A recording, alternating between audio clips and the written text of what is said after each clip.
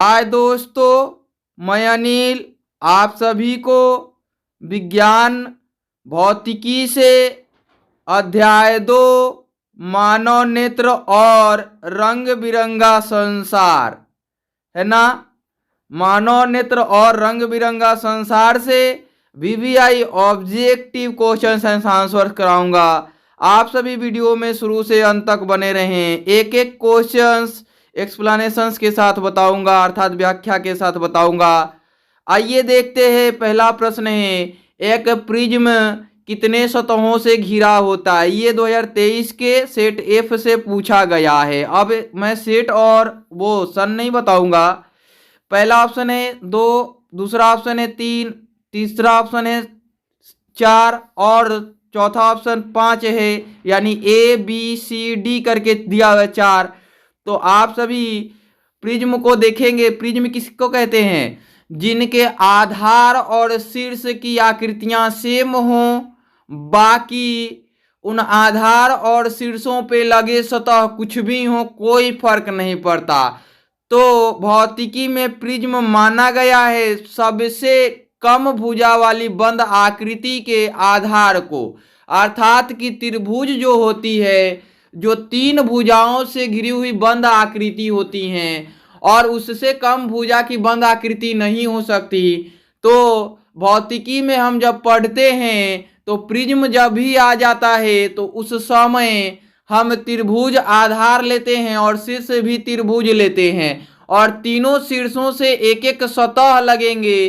तो 3 शीर्ष से तीनों सतह लगेंगे तो आयताकार लगेंगे।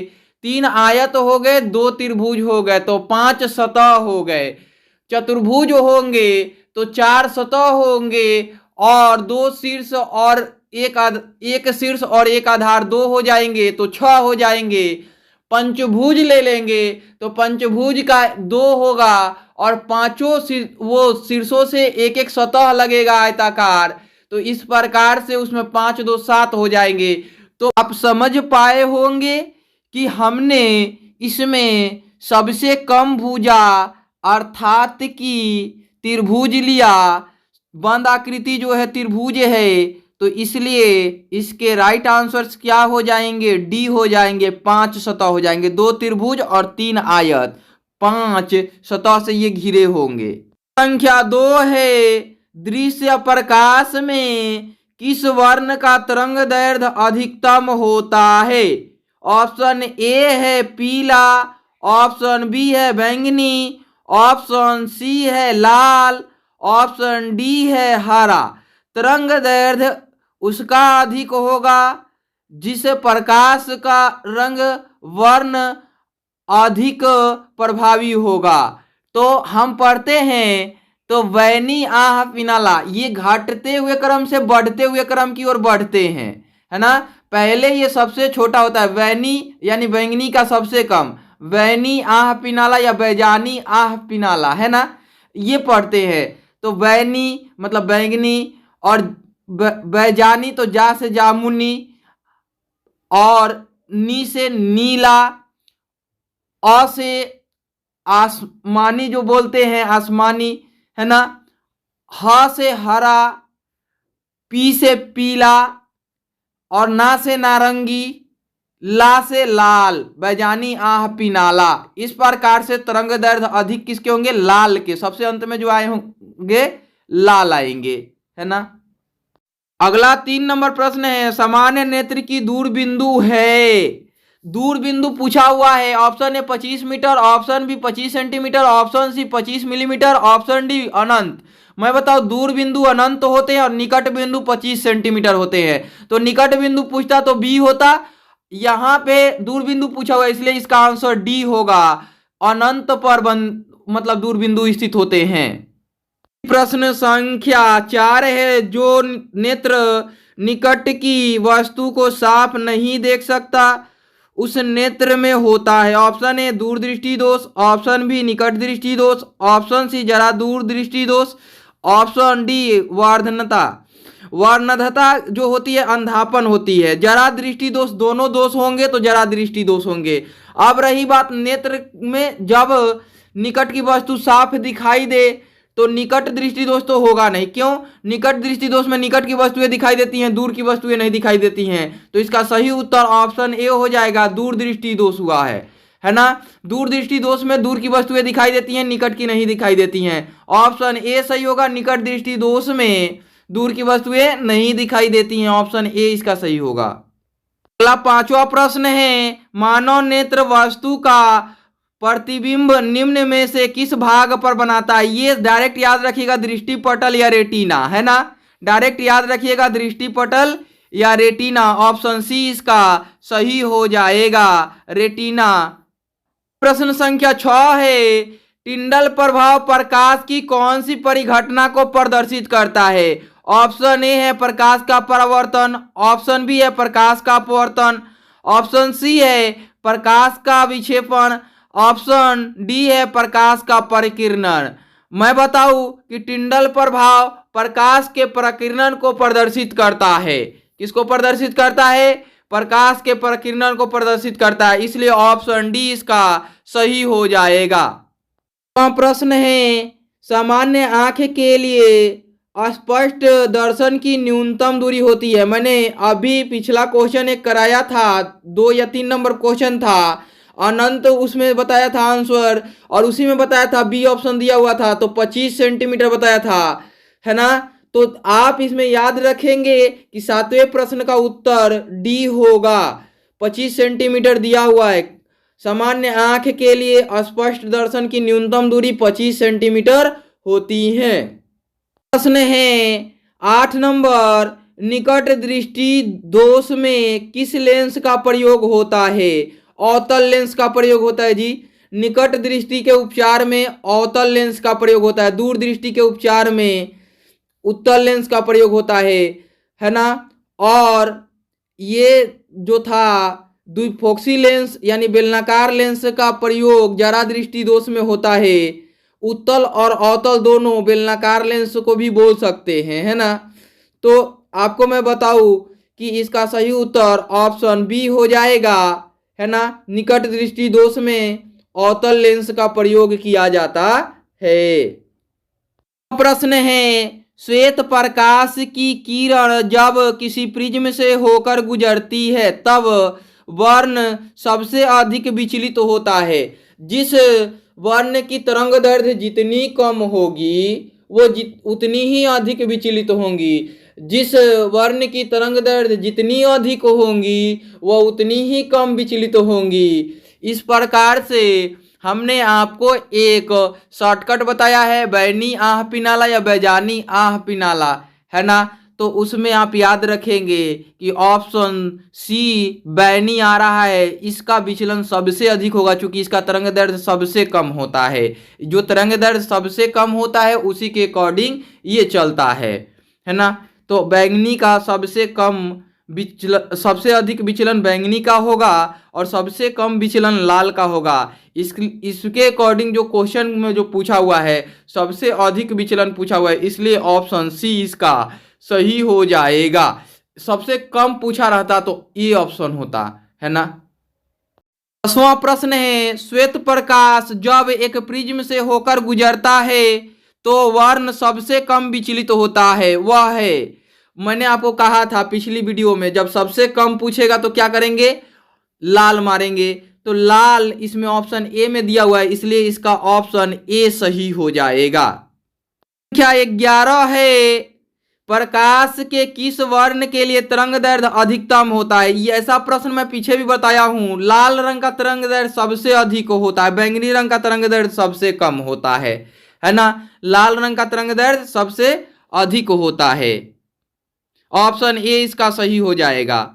अगला प्रश्न है 12 नंबर, एक उत्तल लेंस की फोकस दूरी 20 सेंटीमीटर है तो इसकी क्षमता क्या होगी?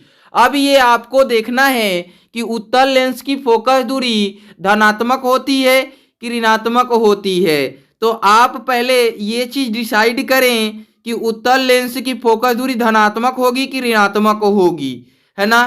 तो आप पाएंगे कि उत्तल लेंस की फोकस दूरी जो होती है अपवर्तक सतह के सामने होंगी कि पीछे होंगी? तो दोनों तरफ होती हैं। तो अपवर्तक सतह के सामने जो होती हैं वो अपवर्तक सतह के पीछे वाले सतह की फोकस दूरी होती हैं, तो वो मुख्य फोकस तो होंगी नहीं, मुख्य फोकस अपवर्तक सतह के पीछे होंगी, है ना, मुख्य सतह के पीछे होंगी। जो अपवर्तक सतह होगा उसके पीछे क्या होंगी, अपवर्तक वो फोकस बिंदु होंगी, और फोकस बिंदु होंगी तो वो पॉजिटिव होंगे। इस प्रकार से आप इसकी क्षमता ज्ञात करेंगे तो पॉजिटिव आएंगे, है ना। तो आइए देखते हैं, फोकस दूरी 20 सेंटीमीटर दिया हुआ है, तो 1/में एफ होता है क्षमता निकालने का फॉर्मूला। तो एफ जो होता है मीटर में होता है, यहाँ सेंटीमीटर में दिया हुआ है, तो 100 में एफ करेंगे तो +5 डायोप्टर आएंगे, 20 पंचे 100, है ना। 100/20 करेंगे तो क्या आएंगे, अगर मीटर में दिया रहा था तो देखते, लेकिन मीटर में तो दिया नहीं है ना। तो यहाँ सेंटीमीटर में दिया हुआ है, तो सेंटीमीटर में देने के कारण ऊपर में मीटर के बदले क्या करेंगे, सेंटीमीटर लिखेंगे, तो सेंटीमीटर 100 लिखते हैं और नीचे 20 सेंटीमीटर, सेंटीमीटर से सेंटीमीटर कैंसिल, 20 पंचे 100, अर्थात कि 5 डायोप्टर +5 डायोप्टर होंगे। यहाँ -5 डायोप्टर दिया हुआ है, +5 डायोप्टर दिया हुआ है, नहीं दिया हुआ है, इसलिए ऑप्शन डी इसके सही हो जाएंगे। प्रश्न संख्या 13 है, पुतली के साइज को नियंत्रित करता है। इसका उत्तर बी होगा, परितारिका। पक्षमाभी पेशी जो होता है, सिलियरी मांसपेशी जो होता है, वो आंख की स्पंजन क्षमता को नियंत्रित करता है, और पुतली के साइज को परितारिका नियंत्रित करता है। नेत्र लेंस में प्रकाश प्रवेश करता है और उसमें प्रकाश प्रवेश करने के कारण अपवर्तित होकर रेटिना पर जाता है, दृष्टि पटल पे जाता है। तो इसका सही उत्तर क्या होगा, परितारिका होगा, ऑप्शन बी होगा। रेटिना पे प्रतिबिंब बनाएगा नेत्र लेंस में प्रवेश करके। पुतली के साइज को कौन नियंत्रित करता है, तो परितारिका करता है। ऐसा याद रखेंगे कि परितारिका क्या करता है, पुतली के साइज को नियंत्रित करता है। पक्षमाभी पेशी क्या करता है, सिलियरी मांसपेशी क्या करता है, आंख की स्पंजन क्षमता को घटाता या बढ़ाता है।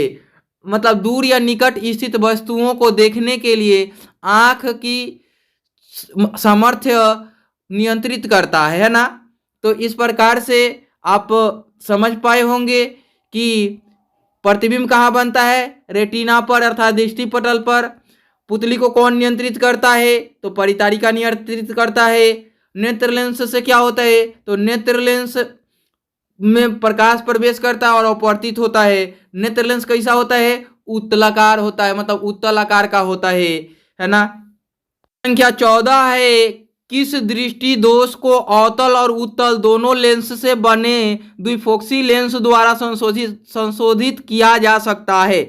मैंने आपको इसका आंसर बताया था कि जब जरा दूर दृष्टि दोष होंगे तो क्या होंगे, द्विफोक्सी मतलब होंगे क्या, लेंस या बेलनाकार लेंस होंगे। ये जरा दूर दृष्टि दोष किसमें है, सी में है, इसलिए इसका सही उत्तर ऑप्शन सी हो जाएगा। दीर्घ दृष्टि दोष के लिए उत्तल लेंस का प्रयोग करते हैं और निकट दृष्टि दोष के लिए अवतल लेंस का प्रयोग करते हैं। ये बार बार मैं बता रहा हूं इसलिए कि याद हो जाए आप लोगों को, है ना। तो निकट दृष्टि दोष के लिए किसका, अवतल लेंस का, और दूर दृष्टि दोष के लिए, दीर्घ दृष्टि दोष के लिए किसका, उत्तल लेंस का। जरा दूर के लिए दोनों प्रकार के बने लेंस द्वारा जरा दूर दृष्टि दोष का निवारण होता है। संख्या 15 है, नेत्र में प्रवेश करने वाली प्रकाश किरणों का अधिकांश अपवर्तन होता है। नेत्रोद अंतर पृष्ठ पर, अभिनेत्र के अंतरा पृष्ठ पर, कॉर्निया के बाहरी पृष्ठ पर, इनमें से कोई नहीं। तो मैं आपको इसका उत्तर बताऊं कि ऑप्शन सी, कॉर्निया के बाहरी पृष्ठ पर नेत्र में प्रवेश करने वाली प्रकाश किरणों का अधिकांश अपवर्तन होता है ना। इसलिए इसका ऑप्शन क्या हो जाएगा, सी हो जाएगा। क्या 16 है, जब सूर्य का प्रकाश वायुमंडल से गुजरता है तो वायु के सूक्ष्म कण किस रंग के प्रकाश को अधिक प्रबलता से प्रकीर्णित करते हैं। आपको मैं बताऊं, प्रकीर्णन करना मतलब कि फैलाना, है ना। तो फैलाएंगे किसको, जो प्रभावी ढंग से कम होंगे उनको, है ना। लाल तो ज्यादा प्रभावी होते हैं, नारंगी भी प्रभावी होते हैं, पीला भी प्रभावी होते हैं, नीला कम प्रभावी होता है। बैनी है ना, बैगनी के बाद नीला ही आता है, या बैजानी, मतलब कि बैनी, जामुनी, नीला है ना। तो ये उसके बाद आह पी नाला, वो डायरेक्ट 3 सीरीज में दिए हुए हैं, पी ना ला, मतलब पीला, नारंगी, लाल। इस प्रकार से ऑप्शन बी इसके सही हो जाएंगे, नीला। संख्या 17 है, वायुमंडल में प्रकाश का कौन सा रंग यानी वर्ण अधिक प्रकीर्णन होता है? तो इसमें भी नीला ही होगा, ऑप्शन डी इसका सही हो जाएगा। इसलिए कि ऊपर में आप देख रहे हैं कि हमने नीला बताया, क्यों? क्योंकि जिसका प्रबलता कम होगा, जिसका तरंग दैर्ध्य कम होगा, उसकी अधिक प्रबलता से प्रकीर्णन होगी। इसलिए ऑप्शन डी ही इसका सही होगा। प्रश्न संख्या 18 है, निर्वात में प्रकाश की चाल। हमने बताया था 3 × 10⁸ मीटर पर सेकेंड, या 3 × 10⁵ मीटर किलोमीटर पर सेकेंड, है ना। जब किलोमीटर में लिखेंगे तो पावर 3 कम हो जाएंगे, और तो 3 कम होंगे तो 5 होंगे पावर 10 का, और यदि मीटर में लिखेंगे तो 5 से 3 बढ़ जाएंगे, यानी कि 8 हो जाएंगे। इसलिए ऑप्शन इसका सी सही हो जाएगा। निर्वात में प्रकाश की चाल या वायु में प्रकाश की चाल 3 × 10⁸ मीटर प्रति सेकेंड होते हैं। संख्या 19 है, प्रकाश की किस घटना के कारण सूर्य हमें वास्तविक सूर्योदय से लगभग 2 मिनट पूर्व दिखाई देते हैं? तो ये वायुमंडलीय अपवर्तन हो जाएगा, है ना। क्या होगा? वायुमंडलीय अपवर्तन होगा। ऑप्शन बी इसका सही हो जाएगा। वायुमंडल में प्रकाश का अपवर्तन होता है ना। जो क्षितिज से क्या होंगे, उठा हुआ दिखाई देंगे, तो पहले हमारे आंख के नजदीक होंगे, है ना, इसलिए 2 मिनट पूर्व दिखाई दे देता है। अगला 20 नंबर प्रश्न है, निम्न में से किस माध्यम में प्रकाश की चाल अधिकतम होती है? हवा या निर्वात में प्रकाश की चाल सर्वाधिक होती है, फिर जल में प्रकाश की चाल होती हैं, फिर शीशा में प्रकाश की चाल होती हैं, तब हीरा में प्रकाश की चाल होंगी, है ना। तो इस प्रकार से इसका उत्तर ए हो जाएगा। ये क्रम वाइज दिया ही हुआ है ना। तो इसलिए ऑप्शन ए सही कीजिए। 21 है, निम्नलिखित में कौन नेत्र का रंगीन भाग होता है? Option A cornea, option B retina, option C परितारिका, ऑप्शन डी पुतली। इसका सही उत्तर ऑप्शन सी परितारिका होगा। संख्या 22 है, तरंग दैर्ध्य को समानतः व्यक्त किया जाता है कैंडेला के रूप में, ऑप्शन बी है जूल के रूप में, ऑप्शन सी एम्पियर के रूप में, ऑप्शन डी एंगस्ट्रॉम के रूप में। मैं आपको बताऊं, कैंडेला के रूप में ज्योति तीव्रता को व्यक्त किया जाता है, जूल के रूप में ऊर्जा का एसआई मात्रक या कार्य का एसआई मात्रक क्या होता है, जूल होता है। तो इस प्रकार से ये दोनों नहीं होंगे। एम्पियर विद्युत धारा का एसआई मात्रक होता है। तरंग दैर्ध्य को लेंथ मतलब दूरी में मापते हैं, और दूरी किस में मापते हैं, मीटर में मापते हैं। और मीटर में मापते हैं तो छोटी इकाइयां जो हो जाती हैं उनका ऋणात्मक जो मान होता है पावर में या डेसिमल में होता है, तो वो नैनो, एंगस्ट्रॉम इत्यादि, एमटो, फेमटो क्या होता है वो मैं बता दूंगा। लेकिन यहाँ सही उत्तर जो होगा ऑप्शन डी होगा, एंगस्ट्रॉम के रूप में मापी जाती हैं। मैं एक एक वीडियो बनाऊंगा इन सब के ऊपर कि इनका लेंथ मापा जाता है, तरंग दैर्ध्य को प्रायः इसमें मापा जाता है, इसके सापेक्ष कौन कौन सी इकाई होंगे, ऐसा वीडियो मैं बना दूंगा।